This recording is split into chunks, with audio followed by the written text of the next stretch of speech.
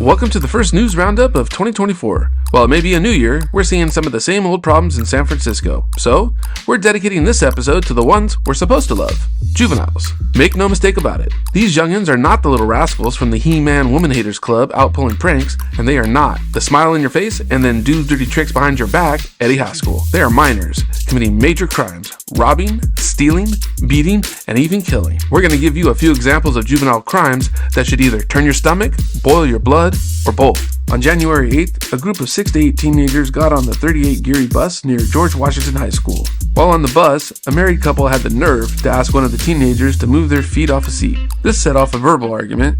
One thing led to another, then yada yada yada, and of course, the teenagers decided to pepper spray the couple on the crowded bus. Not satisfied with the pepper spray attack, when the bus made a stop, the female victim was pulled off the bus and assaulted by multiple teens. Oh, did we mention the female victim was pregnant? The male victim tried to come to his lady's rescue, but that just earned him a hail of fists and feet as he was punched and kicked repeatedly by the teens. Responding officers were able to catch one of the cowards. The officer's reward? The suspect bit and kicked the officer to resist being arrested. The silver lining? Video surveillance. Common sense has been on a roll lately in San Francisco. The video helped ID many of the suspects. More arrests are on the way. Next, we take a look at a San Francisco crime family in the Northern District. No, it's not the Sopranos.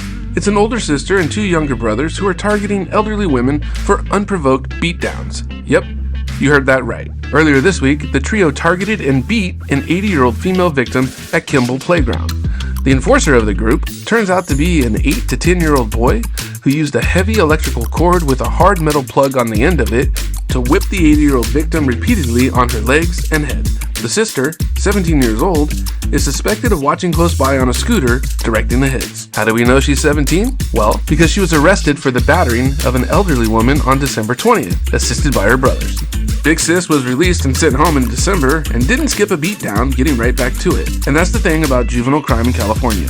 They are typically released before the paperwork is filed.